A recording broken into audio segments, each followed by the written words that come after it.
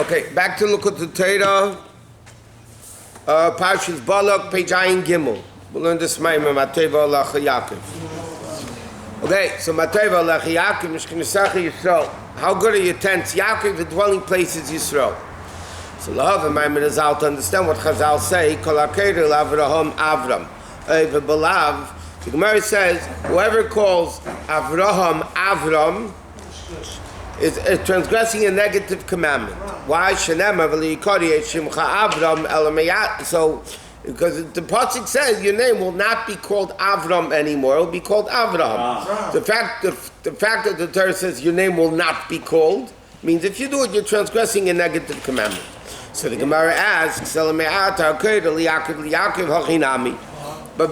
Yaakov it also says your name will not be called Yaakov, only Yisrael. Right? So the Gemara said, why then you should also be over Alav? So the Gemara answers, Shani Hosim the Hada Adrikra, because over there in the next pasuk, after Hashem changed the name of Yaakov to Yisrael, Hashem still calls him Yaakov. Once Avram's name was changed to Avraham, never was the Torah used the word Avram. But by Yaakov, the Torah uses it interchangeably. Like in this pasuk, Matei V'lacha Yaakov, Mishkinisachi Yisrael. And why is that? Well, that's what he's asking. Because so the Inyan is, why tak is it like that? It's impossible to come to the level of Yisrael because in order to come to the level of Yisrael, you need first to have Yaakov. Yaakov is the prerequisite and the precedence for the level of Yisrael. But Yaakov Avinu, Esav screamed that he tricked me twice. You know, he took my firstborn and now he stole the brachas. This is probably the most asked question in the Likkutei. To understand the question, Lama Yardan Neshama Leilam Haza. What's the purpose of the Neshama coming down into the world? So simply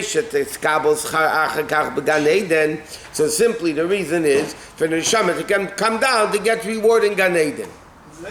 So the question is, the Neshama before it came down was definitely in Gan Eden. And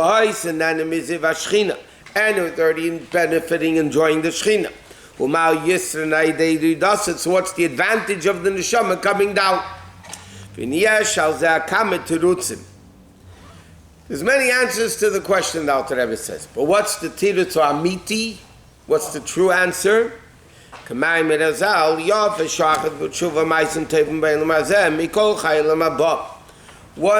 minute, 1 hour, 1 turning of tshuva ma'asim teva in this world, right? The Mishnah Pirkei Avos is better than the whole Elam Haba. So he says the commandment is out. The mokim shebali tshuva endim tzadikim gemurim en yechelim lami. The Gemara says the place where bali tshuva stand, complete tzadikim can't stand. So therefore, the Alter Rebbe explains what's the inyan of the neshama coming down. He says neshama is kedem yidasan legofim bevadet tzadikim gemurim. So neshama in Gan Eden is the level of a tzaddik. What's the advantage of the tzaddik coming into the body? They become the level of Baal Tshuva. In other words, like the Rambam says, the uniqueness of a Baal Tshuva is that it's something new. Until now he was bad, now he's good. Something new, something unique. The Neshama in Gan Eden, nothing new there. It feels godliness, no Yetzer Hara, nothing in the way. Now the Neshama comes into Elam Hazeh, body, Nefesh Bam, it's everything together. So over there, it's a new thing when the Neshama keeps Torah mitzvahs. So he says, by coming into the body, then they become greater than the level of tzaddikim. So it's not to receive reward in Gan Eden, it's to become a greater level than the Neshama is in Gan Eden. The Neshama in Gan Eden is only a tzaddik, coming into the world, it becomes a Baal Tshuva. Okay, skip the parentheses, top of the page. There's 3 levels of tshuva. In other words, the neshama coming into the world is to become a Baal Tshuva. But there's 3 levels of Tshuva. Ha'achasi Tshuva Tata. One is the lower level of Tshuva. She'isur me'ra betachlis sh'liyivke ma'venes gashmi b'machshava divrei ramaisa. Meaning, one, the lower level of Tshuva is simple, you don't do evil anymore. You turn away from evil in thought, speech, and action. V'tzar d'chlas is Tshuva, and therefore you need to do Tshuva l'scharit ha'lo'avet, to regret the past, v'lakis v'tzeinim min hara, and to uproot your desire from doing evil, shel yirtza lahafid miyichud b'achtusi yisborech, k'mesher kosu lil. Okay, so one is basically Tshuva for lo yisaseh. For the mitzvahs lo yisaseh, you sinned in thought, speech, and action. What's about Tshuva? You make up your mind, I regret it, I'm not going to do it anymore. That's one level of Tshuva. And that's the level of Tshuva, Aidei Sha'imri. Baruch Ato Hashem Elokeinu.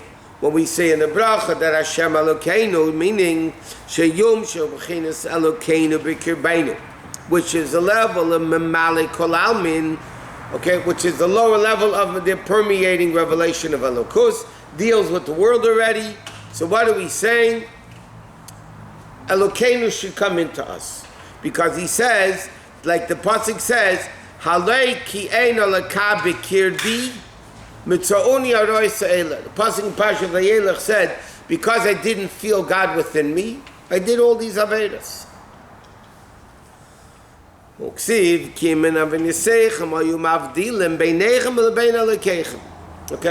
so therefore another pasuk says the aved is to separate you from Hashem. Nimtze comes out. What is an aved? Like the Alter Rebbe gives it the analogy in Igar Tshuva, it's like a cloud. A cloud separates the sun from earth. You can have a lot of thin clouds. You can have a big thick cloud. A big thick cloud is a big Aveda. The thin clouds is a lot of little Avedas. But basically clouds separate the sun from earth. What do Avedas do? They separate Elokus from world.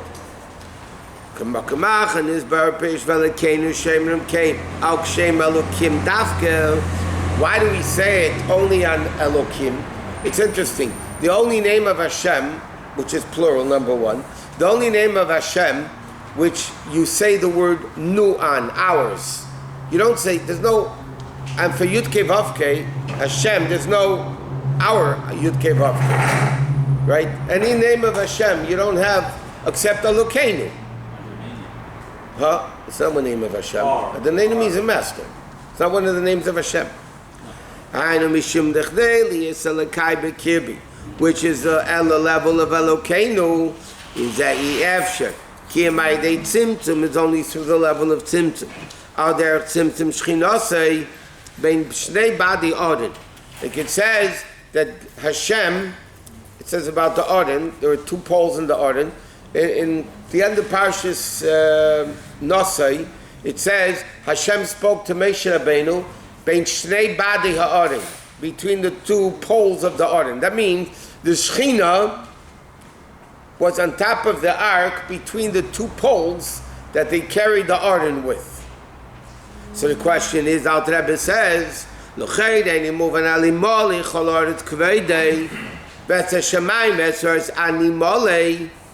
it says Hashem says, Hashem's glory is all over the place. As Shemaim, it's Animali. It doesn't say anything about Tzimtzum. The Gemara says, based on the simple meaning of the pasuk, that Hashem squeezes himself, so to speak, into the in between the 2 poles of the Aron, and that's where he spoke to Moshe Rabbeinu. That's where he revealed himself. But l'chayda, Hashem's all over. Malech ol haaretz kvedei ani malei. The Gemara doesn't get involved with Sim-Soman. What? The Gemara doesn't get involved with Sim-Soman. It does. It says Sim-Sim Shchinasei B'Shnei Badi Odin. It says in the Gemara that Hashem squeezed, limited himself into between the 2. So yes. So to finish the question. What? Between 2 iron or 2 iron? You said. Two poles Oh, of the Aron of the Ark. Okay. And they But carry there it. is no metal there, right? No, no, no. They Well, can't- gold. They But cannot be a metal. It was gold. no, there was Didn't we- wood covered with gold. But didn't we study that they could not be In the construction of the Beis Hamikdash, they couldn't use, and the Mizbeach was not allowed to be any metal. any metal? But they had, So gold is a metal. there was a copper. Yeah, but there wasn't a metal that, Maybe iron. yeah, but even one Mizbeach was Mizbeach of the Zav, of gold. The metal that was forbidden, like he said, was barzel, iron, because iron is more to make ammunition out of, swords. So he says, Umadur gabi badi ardin, why by badi ardin? It says, Simsim Shechina, Hashem contracted his Shechina. He says, Acha inyin, ki hine, agam, shenam etz hashmai be'etzor tzanim olei. So he says, what's the difference? What's the difference between the Shechina in between the poles of the Aron versus the Shechina in the world? So he says, "Im kozeh ein amer bahem bechinas gilui bechinas helem," because he calls stimen the whole stimen. Hashem that's revealed in the world is only a ray of the Shechina. It says Malich ha'aretz kvaydei. We say in Volatzin when we translate many of the psukim into Aramaic. What's a Volatzin? A lot of psukim are Hebrew, and then immediately the translation into Aramaic. Kved is translated Ziv Yikare, the ray of the Shechina. Avo bein badi ha'arim. But between the two pillars of the poles of the Arim, haya eri yitzbarach mizgal b'chinas gilui. Over there was mamish revealed, mamish revelation, like it says. Commissioner calls it Makamach. Like it's explained in another place. Shabalokus ein shaykh al inyan is stalkus vis pashtus. In by godliness, you can't use the word left and manifested. Ki em inyan helam v'gilui. You can only use the word hidden and revealed. Meaning like this. You can't say, when you say the word histalkus, means God left. Come in with a bang. Histalkus means like passing away. Histalkus. Histalkus means I left the place, means I was here and now I'm not here. You can't say by Hashem, he's here and then leaves. He's everywhere. Yeah, so what does it mean? It means sometimes Hashem is hidden, sometimes Hashem is revealed. But he's not here any less when he's hidden than when he is revealed. He himself is the same. Whether you hide behind a curtain, you're only hidden from somebody else. From yourself, you're not hidden. When the clouds block the sun doesn't change if there's clouds or not. The only question is the sun revealed or is the sun not revealed? But you can't say the sun's not here. I'm talking about daytime, right? So you can't say Elokus is here and is not here. What it means is Elokus is hidden, Elokus is revealed. You know, from our perspective, the sun, when there's a cloud, from his perspective, nothing changes. When you say the sun is not here, it's an incorrect statement. You're saying, in my world, the sun's not here. Why? What? Okay, but you can't say the sun's not here. That's correct. Okay. So by Elokus, he's saying, you can't say he's here and not here, his stalkus and his pashtus. What you could say, he's revealed and he's hidden. It makes simple sense, because if Hashem leaves, there's no... First of all, Hashem can't leave. Leaves means there's one place he is and one place he isn't, he goes. But if Hashem's all over, like it's impossible to have a place where he doesn't exist.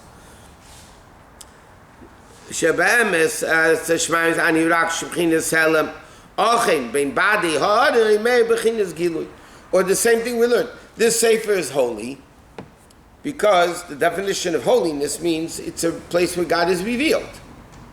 Now God's revealed in the chair also. I mean, God exists in the chair as much as he exists in the book. The only difference is it hidden or is it revealed? That's all. וכמי על דרך משה באדם המחשבה מאירה ברגל גם כן כלקמן. He says that the brain affects the foot also. But like he'll explain later, he says, not in a revealed way, in a concealed way. Because without thought, you can't move the foot. That means thought affects the foot. But it's not as much revealed as it is in the brain. It's only hidden. It's mamish revealed. Like it says in Arichas in the Maimah Vayikach. Okay. Now, so he says like this. So therefore, what's the difference between the Aron and the world? World is Olam Helam. Between the body, the poles of the Aron, it's revealed. But he says, but what does the Gemara say? Tzimtzum Shechina say. Hashem limited the Shechina between body and Aron. Meaning, in order for Elokus to be revealed, it has to be through limitation. Which is for Hashem, the level of concealment, like for his speech, meaning like this. In order for a teacher to teach, he has to limit his seichel that the students can get it. If a brilliant professor will teach fifth graders on his level, it's over their heads. They get nothing. So therefore, what does the teacher have to do to reveal his seichel? He has to limit it, and then it could be revealed in a way that it's effective.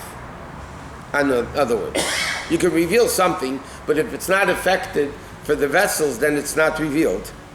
In other words, if a teacher speaks way over the head of the students, the brilliant professor, way over the head of the kids, it's not revealed to them. It's worthless.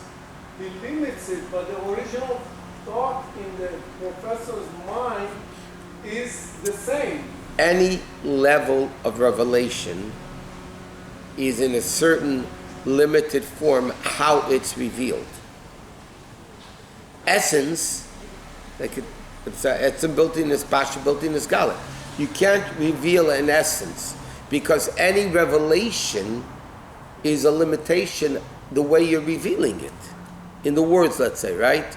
That's why, remember, we said the famous story that the Chassid told the other friend of his, define God for me. The second he opened his mouth, he smacked him in the face. And he said, the second you open your mouth to explain God, it's already not God. Because God's not explainable. Any gilui, like we said, you buy Niagara Falls, you want water, you need a cup. If you want to be able to drink, to have the water affect you, so to speak, you need to limit it in the cup. Anytime you're revealing seichel to somebody, or anyway, even chesed, or any midah, I'll give you an example. A guy says to somebody, I love you. That is a limitation of the midah of Ava. The level of Ava is not revealed in I love you. Or even if you do an act of kindness, it's not the essence of the love. Unless, like the story of the Rebbe Rashab, he wrote a Maimer, and he said, this is a Chassidic kiss. Because in Torah, Rebbe puts his essence, not his Rebbe, his essence is in it. So therefore, he gave him essence. But any revelation is normally automatically a tzimtzum. So if, in order for Elokus to be revealed in the world, between the poles of the Aron, you have to tzimtzum Shchinas. It has to be tzimtzum in order to have Gili. In order for Elokus to be Elokeinu, in order for Elokus to come into us, it has to be tzimtzum. That's why it's only shaykh by the name of Elokim to have the name Elokeinu. You don't have Hashem, it can be a Hashem nu, whatever word would be. Hashem nu. Therefore, this level of nu, ours, the suffix nu, ours, is only shaykh and not in any name,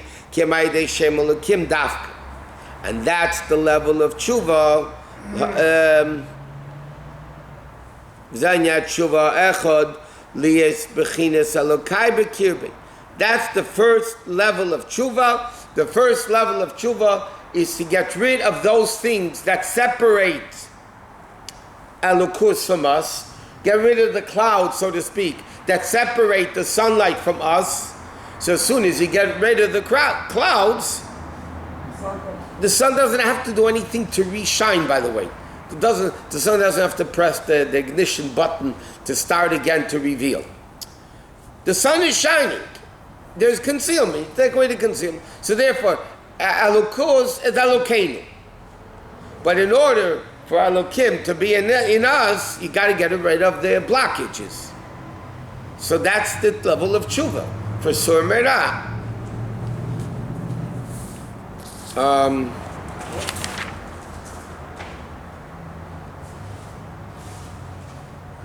me see where this parentheses ends. You can say the same thing about Eretz Yisrael and Yerushalayim. And then Yerushalayim, when you say the Harabayis, you can say the same thing. Hashem is all over. Correct. Hashem's Melech Eretz Kavodo. But yet you see the significance of being in Yerushalayim, you see the significance of being the base of Mikdash, and then you see the significance. That's what it means. Hashem is not more in Eretz Yisrael than he is here. He's more revealed in Eretz Yisrael than he is here. Where does this parentheses end? Tomorrow?